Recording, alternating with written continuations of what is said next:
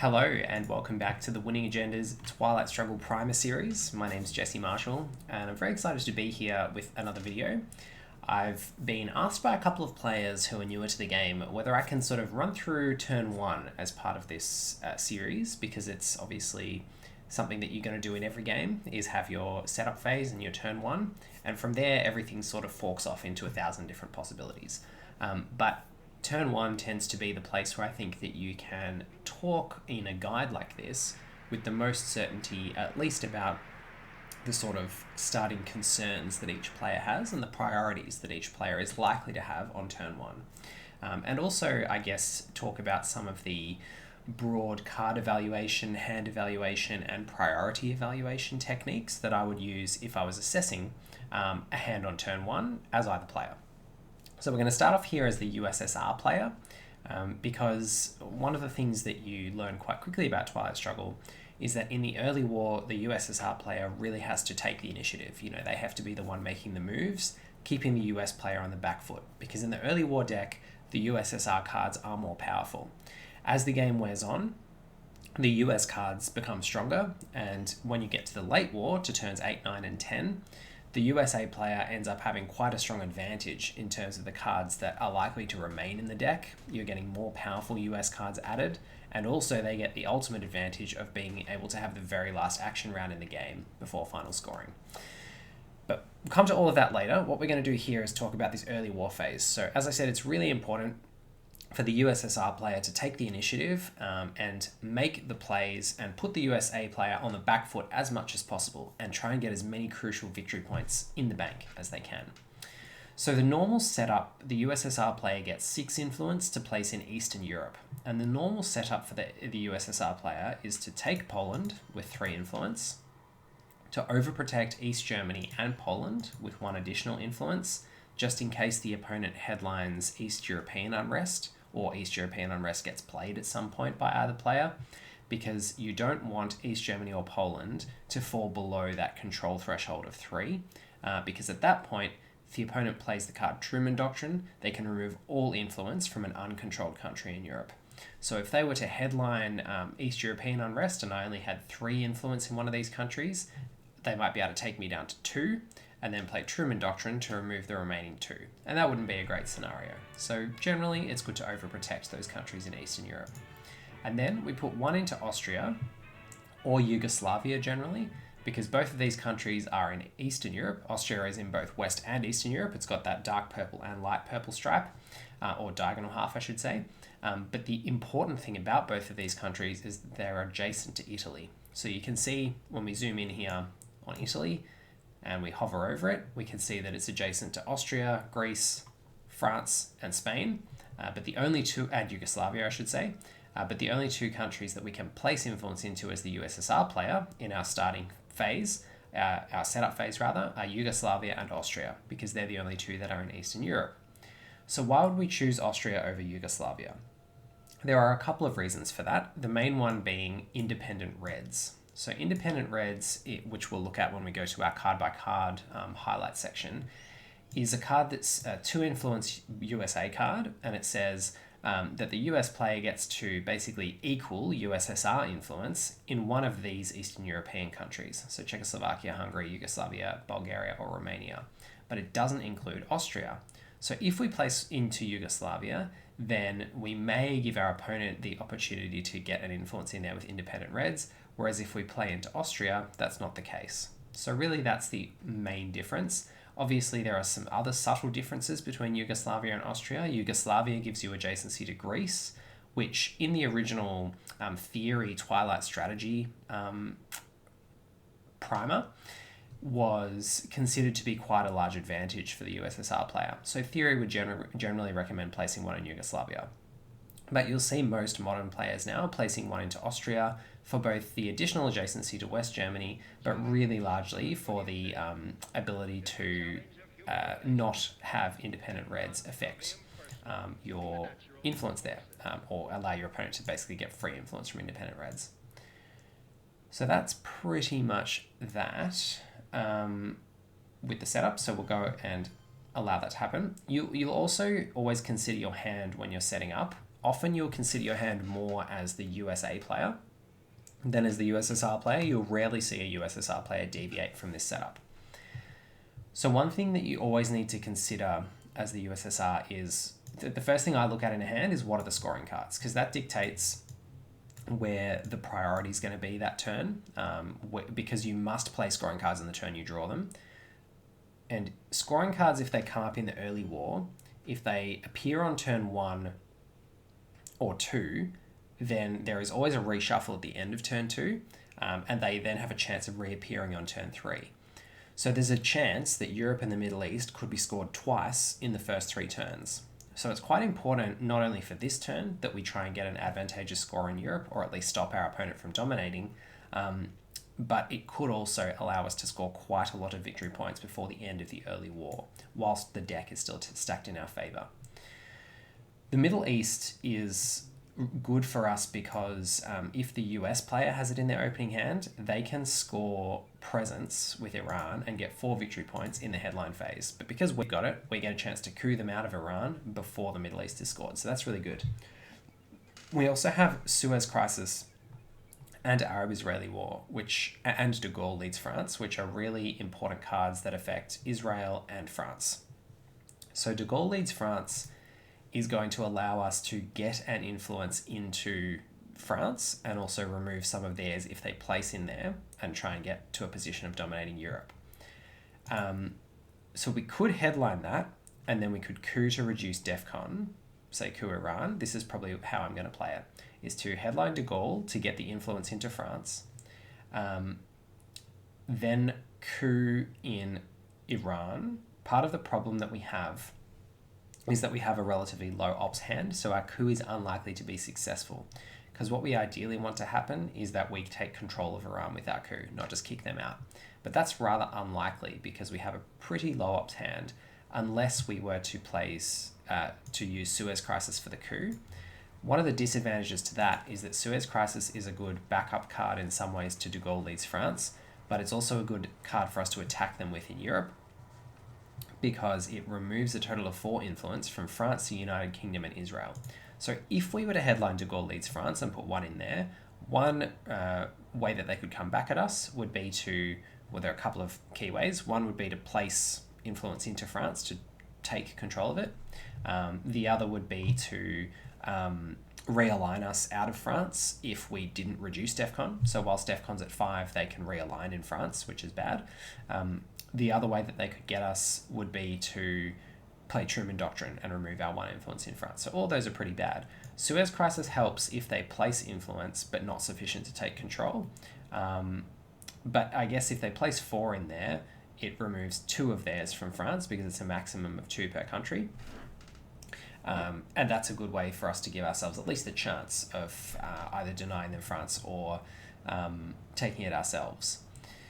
So all of that being said, there are some sequencing issues that come when you play these cards in an action round, because Suez Crisis can only remove 2 per country, so it can only remove 2 from France. It's not a great way to kind of heavy your way in subsequent action rounds, because they get to respond. And it's the same with de Gaulle. It's more powerful when it's played in the headline phase and you can follow it up immediately with a play in France. Whereas if we have to headline it on turn 1 and then follow it up by queuing somewhere else to reduce Defcon, it's kind of not as good. So the other opportunity that we have, given we have a low ops hand, I'm probably actually not going to headline de Gaulle, despite saying that I might consider doing that earlier. Because we've got a low ops hand to follow up our coups with, we may consider queuing Italy instead, because it affects Europe scoring and it's generally just a good thing to do as the USSR on turn 1. Generally, you consider your 2 opening plays to either be coup Italy or coup Iran. So queuing Italy obviously assists with Europe scoring. They don't have adjacency with the way that they've set up, so if we can manage to kick them out of Italy, it gives us a pretty powerful start, and it means that we're really likely to get it because we are adjacent while they aren't. So even if we roll, so say we used a 4-op card, which unfortunately we don't have, so we'll say we use a 3-op card, say we use de Gaulle. Their coup defense is 4, our power is 3 of our coup, so if we roll a 4, we need to roll a 4 to kick them out, and if we roll a 5 or a 6, then we actually gain influence in the country. So we've got basically a 50% chance of that coup achieving the outcome that we want it to. which is not ideal, but it's okay considering how hard Italy is to flip throughout the game because Defcon rarely ever goes to 5 again. The other option we have is to coup Iran and focus on maximizing this Middle East scoring card. Now, if we were going to do that, then we'd probably headline Europe scoring and then just give up on Europe. Hope that Europe scoring doesn't come back on turn 3, it comes back, sometime before turn 7 when there's another reshuffle, but at that point, we'll worry about it then. I'm not a huge fan of doing that. I'm not a huge fan as the Soviets of giving up on Europe. I prefer to try and fight for it on turn 1 if I can. But some people would just focus on Iran here and say if we can kick them out of Iran, we can deny them access to North Asia and also pressure them in the Middle East. Both strategies are equally valid. And it can kind of depend sometimes on which scoring card you have and what the other cards you have are. I think given we've got a few ways to attack Europe, but we have a relatively locked hand, meaning that repeated coups aren't going to be great. We kind of have to make a choice. So this time around, I guess there are 2 forks that we could go down, even from headline on turn 1. This just shows you how quickly your decisions can impact on the direction of the game forevermore. So one direction would be, as I said, to pretty much give up on this Europe question, at least for now, and maybe hope that we can fight them for France later if we redraw these cards, because if we play them for their operations points, they'll go back into the deck and get reshuffled, whereas if we play them for the event, then the event will happen and they'll go away. So in some ways you do want to actually play these, your own cards that are powerful, for operations rather than for the event, to make sure that they come back later. So that would be one option. I think the option I'm going to go for instead is actually just to use Captured Nazi Scientist in the headline phase, knowing that it will get us 2 victory points by getting us to the first space race box first, and it gets a 1 operations value card out of our hand, which is good. We also need to be aware, so as the Soviet player, CIA Created is probably the most dangerous US event in the early war. The reason for that is that if you play CIA Created as the Soviet player, you must reveal your hand, because you give them the event, remember, if you play it, and it's a blue card. So you reveal your hand, and then the US player may conduct operations as if they played a 1-op card. And conducting operations means basically using the card as though they'd played it, which means they can coup, they can use it on the space race if it meets the requirement, which it rarely ever does because it's a 1-op card, so it'll rarely be... it's only if its value is boosted by a card called Containment that they'll then be able to play it to the space race. But generally they can coup, they can realign, or they can place influence. And if we as the USSR player play this and they make a coup in our action round, because it's still in our action round because we've triggered the event, if they coup and reduce Defcon to 2, if Defcon's already at 2 and they reduce Defcon with a coup by coupping a non-battleground country, then we lose the game. So CIA Created is a way that as the USSR player you can actually lose the game if you play it on your turn. At the moment Defcon's not at 2, so it's not so dangerous, and we also don't have any influence in Africa, Central America, or South America, which are the only regions where coups can occur at Defcon 2. So it doesn't matter if we play CIA Created and Defcon's at 2 if we only have battleground countries in these 3 regions, because they can't be couped at Defcon 2, because as you can see, Europe can't be couped at 4, then Asia can't be couped at 3, then the Middle East can't be couped at 2. So the only countries that are able to be couped at Defcon 2 are countries in Africa, South America, or Central America. So all of that said, that's pretty much the full analysis of our hand. We're just going to headline Captured Nazi Scientist, and our opponent has headlined Marshall Plan, which is really unfortunate for us. That's probably the most powerful USA headline on turn 1, because it's the card that places the single most influence in the game, 7. They all must go in separate countries, so it's a bit diffuse, which is kind of limits its power a tiny bit.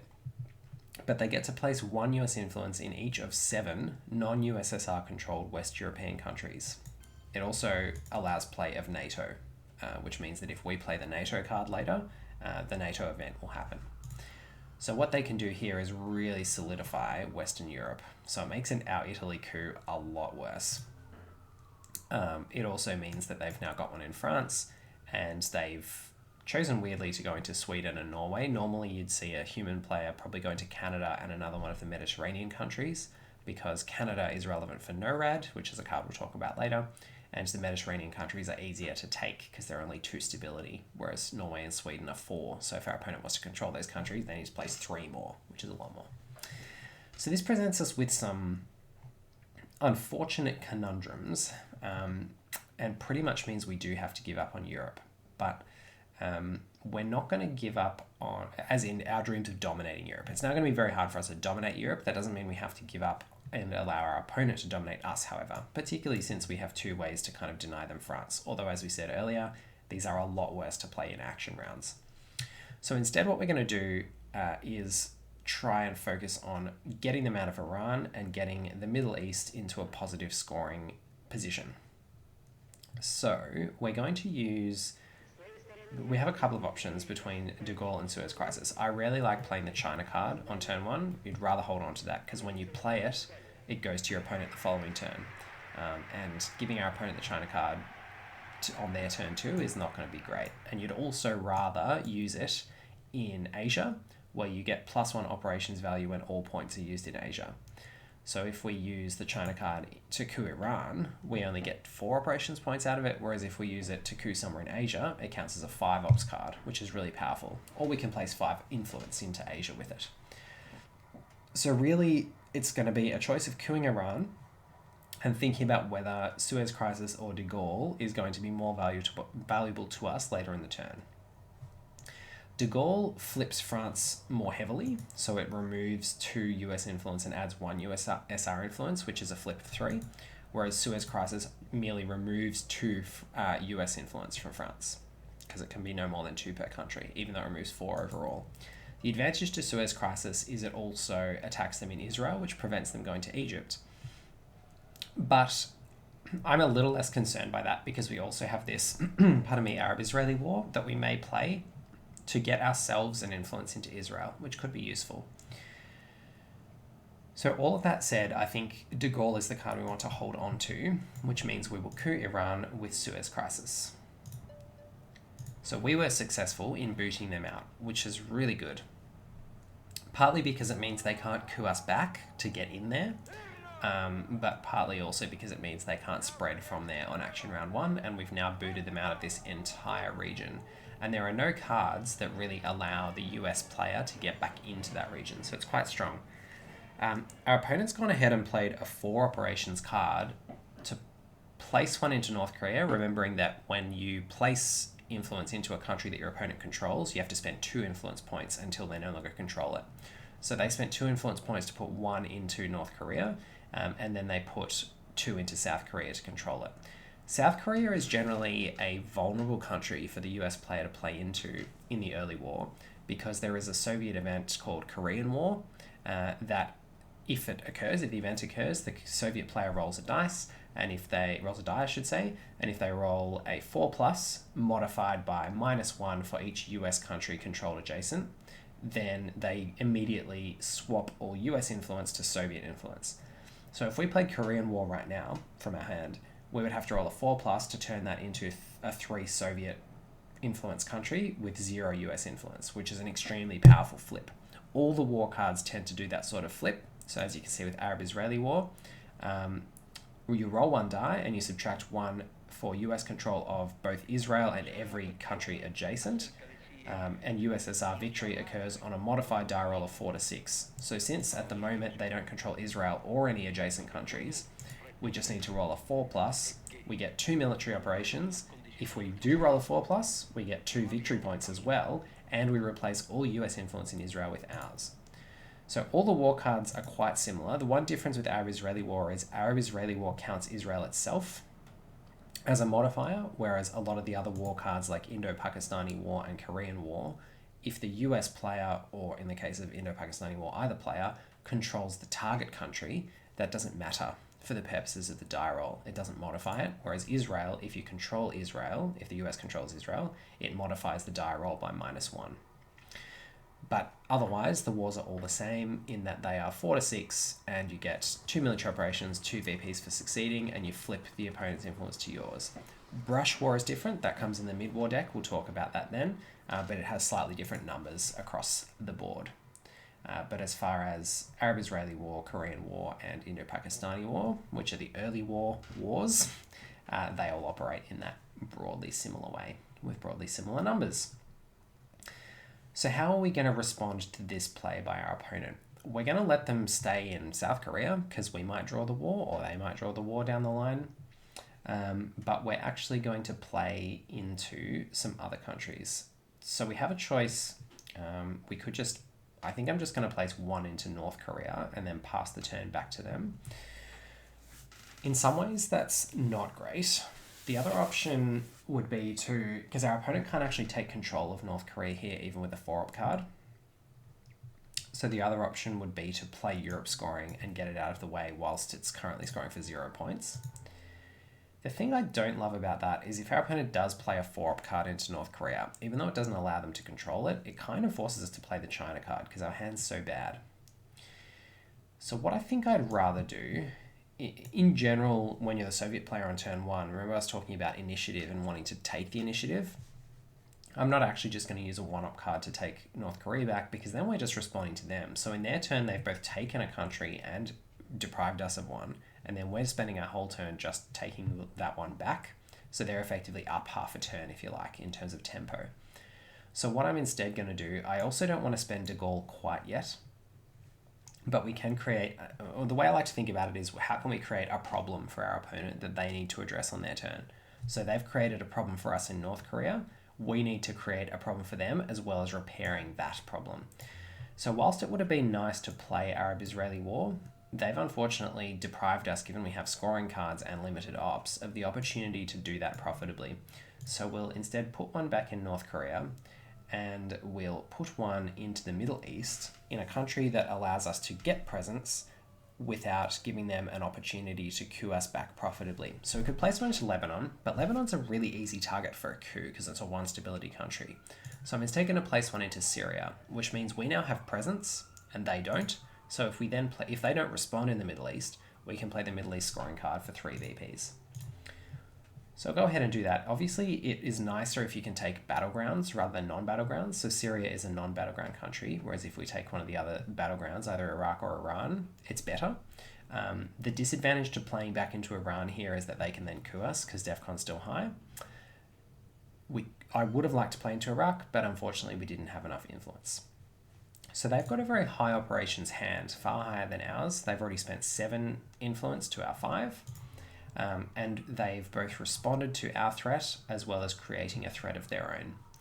So what I'm going to do when I was saying that Lebanon's an easy country to coup, I'm actually going to play UN intervention for the event. So remembering also that we've got to spend our last 2 action rounds playing these scoring cards. I'm going to play UN intervention for the CO created using UN intervention, which is I'll read through what it does. So you play it simultaneously with a card containing your opponent's event. The event doesn't occur, and you get to play that companion card's operations points. So it's a good way to get rid of problematic opponent events in your hand. But the disadvantage to it is it reduces your hand size by 1. For us, that's not a problem because there's no cards that we're hoping to hold, other than the China card, which you can generally always hold because you draw enough cards to have your hand size reduced by 1. And still not have to play the China card. As in, you always draw 1 more card on each turn than the number of action rounds and headline combined, so you can afford to have 1 hand size reduction. So we will play you an intervention. Now the option we have here is to either coup Lebanon or place one back into North Korea. Not placing into North Korea is actually quite risky if they have Asia scoring. So perhaps I was thinking that coupping Lebanon might be the play, but I actually think that what we have to do here is repair North Korea and move to dominating in the Middle East. I think that's the best way to go. So if they then move into Europe, it's unfortunate and it's cost us 5 victory points.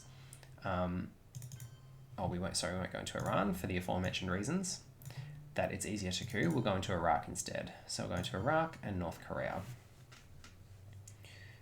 Defcon's still at 4, meaning it'll go up to 5 next turn, which means we'll have another opportunity to coup Italy if we want to, although given that they've got 4 influence in there, and they've now got adjacency because they have that Marshall Plan headline, it's unlikely that we will do that. So our opponent had a very strong hand. Containment is another card that they could have gone for as a headline. So now we're in this kind of tricky position where if they have Asia scoring, they get 8 victory points if we play our scoring cards now. They've also given themselves the opportunity to move closer to neutralizing our domination if we don't. But I think we actually need to not give them North Korea here. So I think we actually do need to place that there, because we're now going to have 2 empty action rounds. So it's a bit of a problem. And I think the likelihood of them being able to break North Korea again and take another country in the Middle East is low. This is very unusual for a first turn. You'll rarely see a US player dedicating so many resources to North Korea on turn 1, but it is a good way for our opponent to try and deny us. Okay, so they had the Cambridge 5, which is good for us because we now see they did have Asia scoring, so we were right to be very cautious about that. But they now give us the Cambridge 5 event, which is great because we get to place an influence somewhere in Asia.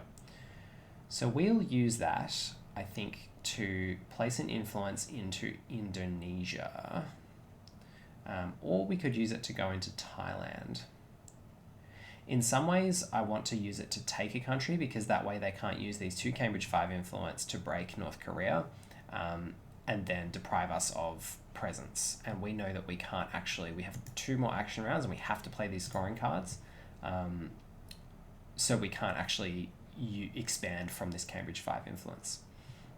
So actually I think the correct play for us is either Indonesia or North Korea.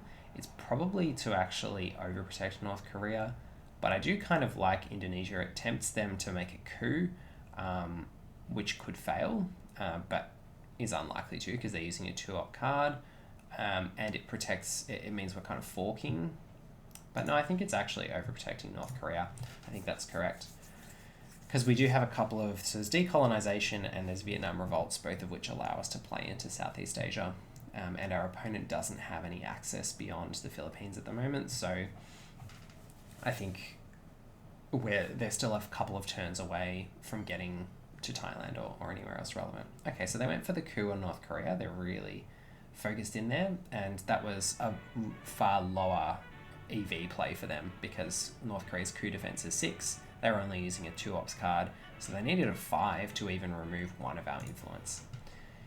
So that gives us a bit of breathing space. I think we'll actually use the Europe scoring because they can use 2 operations to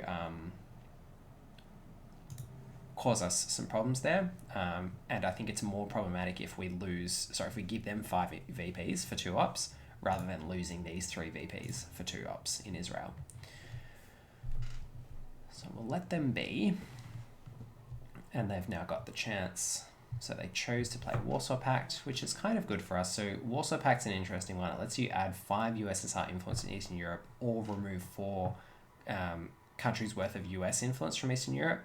So that option is basically like a stopgap to prevent the US from being really aggressive in the early game in Eastern Europe.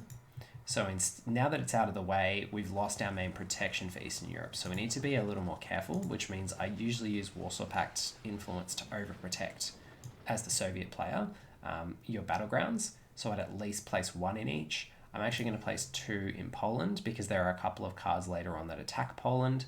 And then I think Independent Reds is still out there. So I think we're just going to put 2 in Austria.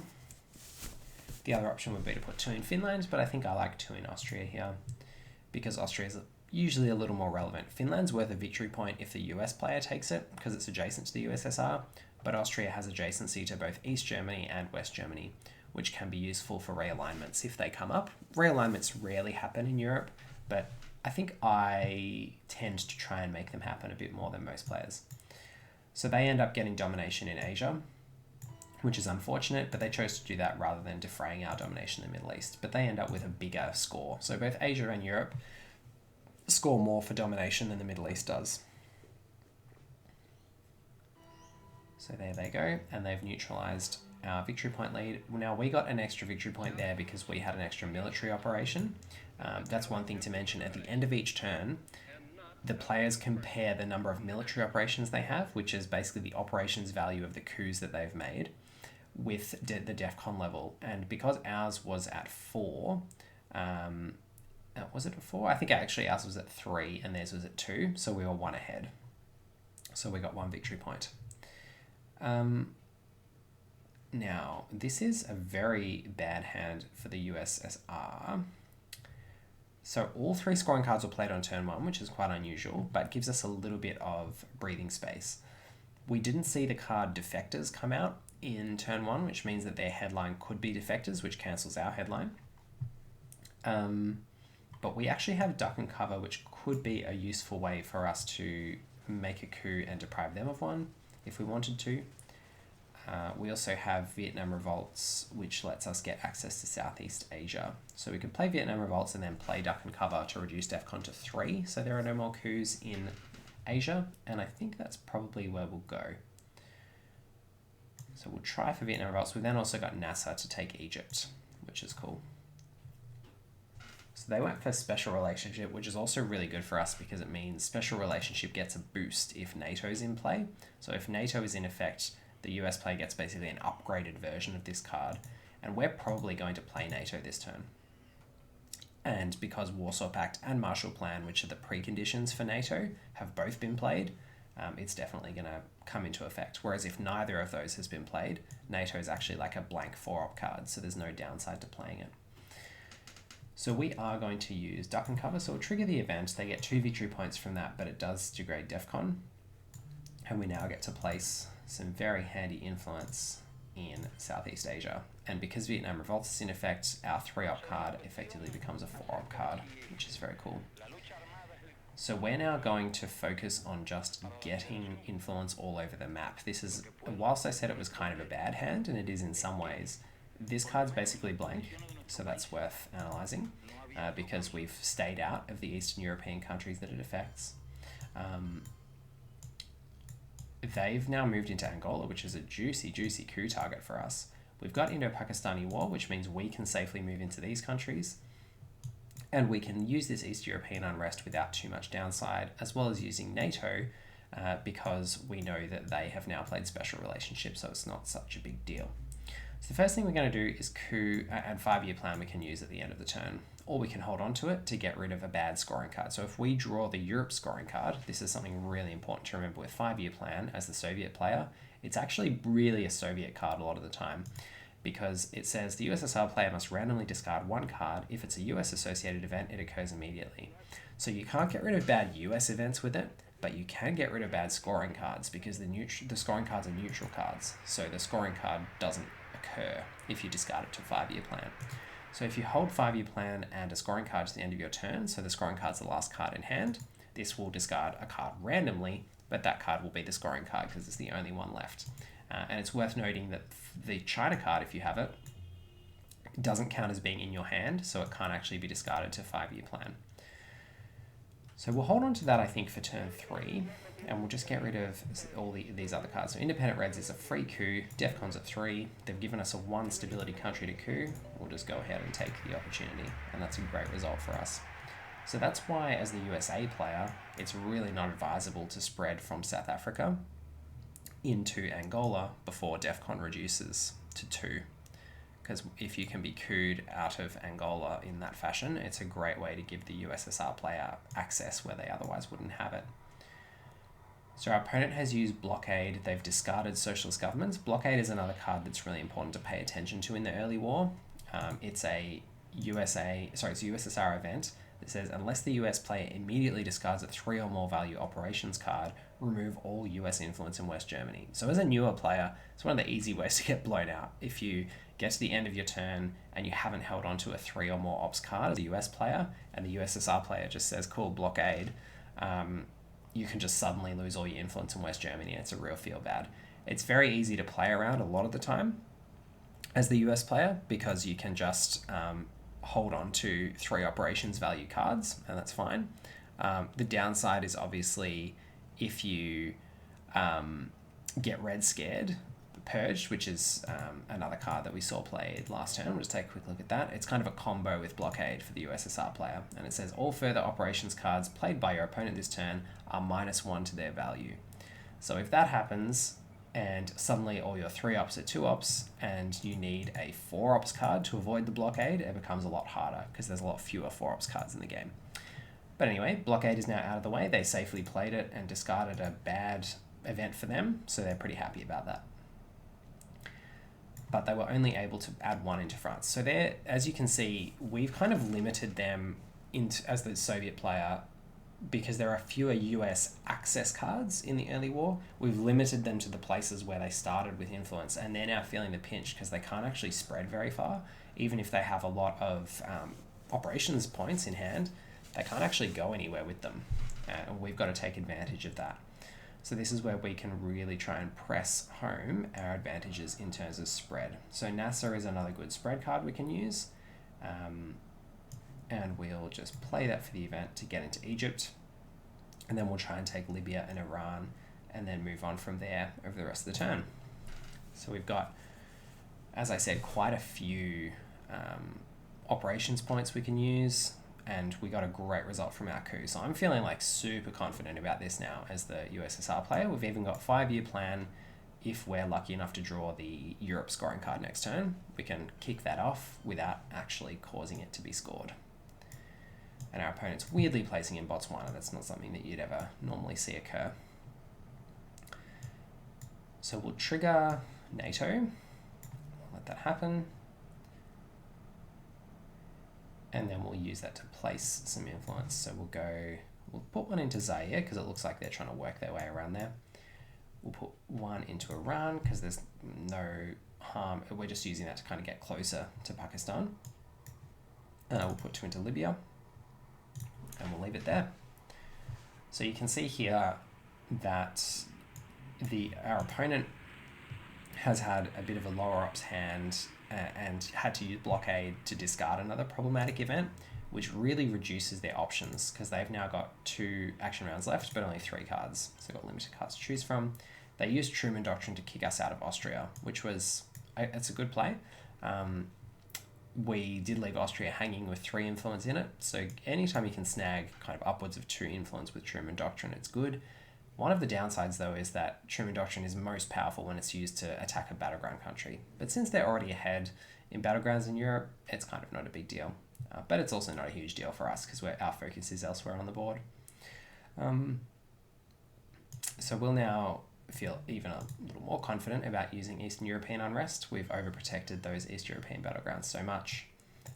We did give up 1 in Finland though, so it does make it possible that they can try and snag an extra BP there. But what do we do here? We'll put 2 into Pakistan and 1 into Iran. And then we'll probably actually, it's kind of interesting, we could try and hold Indo-Pakistani War. So this is always one of the things that you think about before the reshuffles. There's a reshuffle at the end of turn 2, and it's kind of like, if I don't want my opponents to draw certain cards between turn 3 and 7, if I can hold them through the end of turn 2 into turn 3, and then play them on turn 3, they're not going to see them again until turn 8, most likely. So if we were to hold Indo-Pakistani War, because we're going to be playing into those 2 countries that are vulnerable to it, that would be great. But we can't really do that effectively because this is our last action round, and if we played 5-year plan instead, it would still make us discard the Indo-Pakistani War, and it would get reshuffled. We still will play the 5-year plan because it's an event appeal to both players, so it just gets discarded, and if we play the 5-year plan instead, we get to have an extra operations point. But the choice is whether we want to hold the 5-year plan in case we draw Europe scoring, or play the Indo-Pakistani War. We could also play the China card, but then we give that to them, and it makes our next hand not as good. And also, where are we going to place with the China card? We could put 3 into India, or we could put a few into South Korea. Yeah, I'm not exactly sure actually what I want to do here. I think maybe the right play is to take Afghanistan with the Indo-Pakistani War card and hold 5-year plan in case we draw Europe scoring. I think that's probably the way to go. Because Afghanistan helps to protect Pakistan from the war anyway. Or maybe we take Burma and give them the 1 in 3 on Pakistan. It's kind of interesting. Also, if we play into Burma, we get a free influence that we can put into Malaysia because Vietnam Revolts is in effect this turn. Yeah, I think we can afford to go into Burma and then into Malaysia, because Burma means that we can also take India and be a little safer on the war. So they played defectors into Colombia, which is a good fork because now it makes it more difficult for us to use our initiative as the Soviet player and coup in the first action round. But because if we were to coup Colombia, it's a non-battleground, so we'll integrate Defcon. But if we don't coup Colombia, they get to move into Venezuela. The good thing for us is that we drew duck and cover, so we can duck and cover coup Colombia, which is great because one crucial card that they had last turn, which I didn't really mention, is Destalinization, which they played to the space race. This is the only card in the early war that allows the Soviets to get into South America. So the only ways that we could get into South America is by coupping Panama and then moving in manually, or by playing Destalinization, which allows us to relocate influence from Eastern Europe, for example, from any countries where we have influence, to non-US controlled countries. So we can move it anywhere on the board. It's an extremely powerful card. It's probably the most powerful card in the game. And our opponent having it meant that we're unlikely to get it. We haven't redrawn it. They did put it back in the reshuffle, but we haven't drawn it. So we may not get it till kind of turn 7, because all the mid-war cards will get added and shuffled into the deck next turn. So our headline, we have quite a few options. We can go with socialist governments. We could go with Fidel to keep them out of Cuba, but we'll just play that for the event at some point. Playing into Cuba in the early war as the US player is ridiculous, because Fidel can just happen. We're going to use the duck and cover opportunity to coup degrade Defcon and coup Colombia, because duck and cover degrades Defcon as an event, which is good. In terms of headline, our options really, I think, are Romanian abdication, which gives us Romania. Independent Reds is out of the way, so we don't mind taking that. But it's an extra country that's probably not going to make a huge difference to country count in Europe. So really, Comecon is also one that I'd rather use for operations. I think it's probably between socialist governments, Arab-Israeli War, and Fidel. If we are going to event Fidel this turn, we probably may as well just headline it. Arab-Israeli War is currently a 1 in 3 chance for us to get a significant benefit here. But I think we'll just take Fidel. And they're taking Special Relationship, the upgraded version, since that we have NATO in play. So they get to place 2 influence into any any West European country, which is very strong, and they get 2 VPs. So having NATO in play doesn't happen all that often in the early war. NATO followed by Special Relationship, but they got to take Canada, which is pretty cool for them.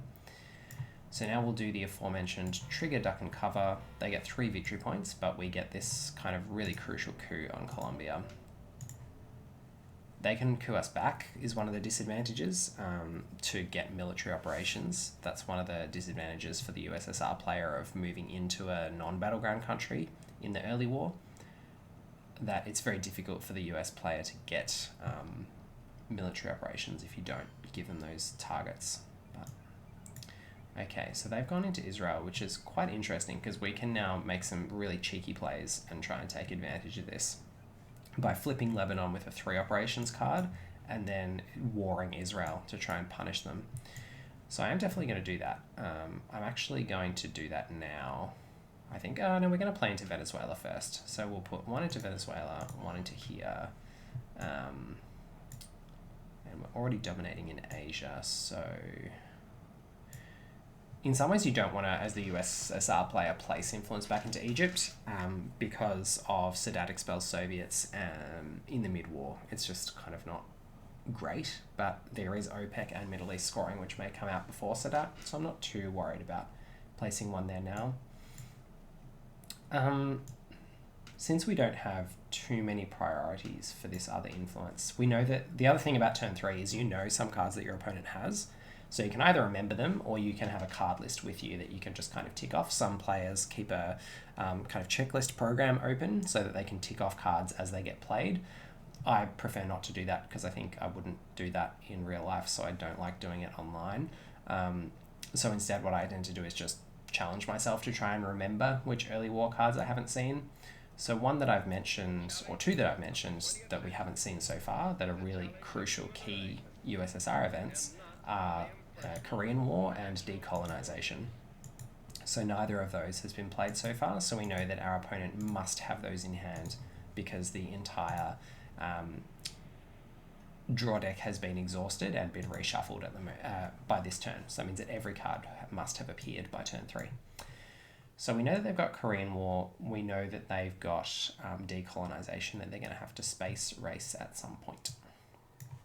But back to our move. I don't think we actually need to use a 4-op card there. I think we can use a 3-op card to go like so. Because we don't want them being able to flip Egypt with a 3-op card, which is kind of why we don't want to leave that hanging.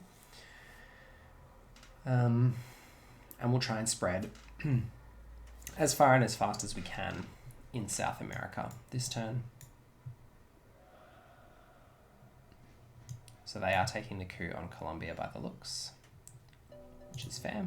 It was a success in that they removed one influence, but not really a success because we still control the country. So now we'll go ahead and flip Lebanon and play one into Brazil. And now we get this juicy 50-50 chance, hopefully, to flip Israel, unless they use a 3-op to flip Lebanon back, in which case we can give it one more go if we want to, which we may well do. So we've got 3 more action rounds this turn. It's always something that I like to keep track of. And we've got 4 cards left. So we'll actually probably use 5-year plan to discard Romanian abdication in our last action round. Okay, so they've tried to space there. Now, it's actually probably quite important that we consider whether we want to go to the space race knowing that they have decolonization in hand. Because if we go to space and we succeed, we get to deny them the animal in space bonus, which means they can't then space decolonization. But if we don't, then they do get to space it, which is both the opportunity for them to score 2 VPs on the space race, but also the opportunity to get decolonization out of their hand. One of the downsides for us of going to the space race is that our hand's quite good.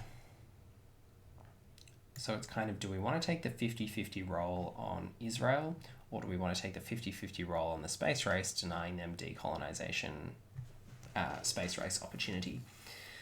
We could, of course, do both, but it requires us dedicating 2 operations points that we would have used getting rid of this Romanian abdication with the 5-year plan to instead space the 5-year plan.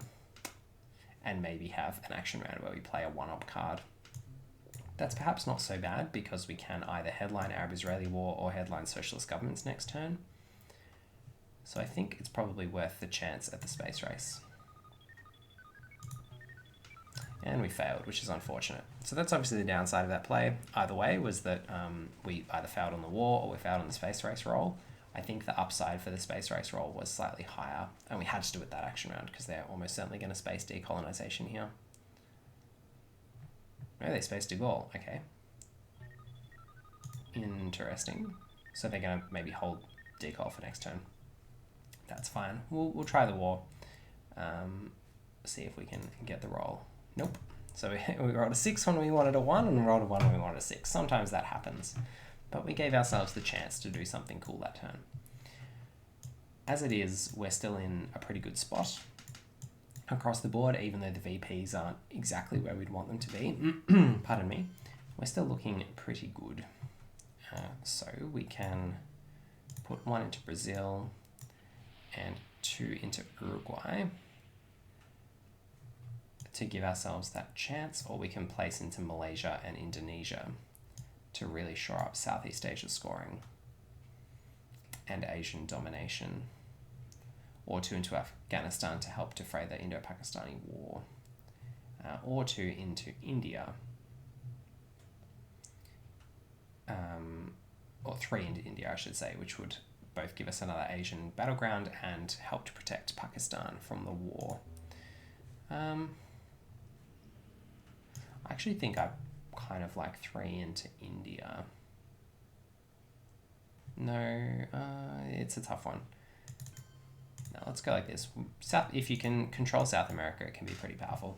Our opponent gave us decol. Wow, okay. So that's unusual. You'll rarely ever see a US player give the opponent decolonization, because as you can see there, it gave us 2 battlegrounds, most likely, at least one, in Africa that we didn't have adjacency to, and it allows us to pick up a couple more VPs in Southeast Asia.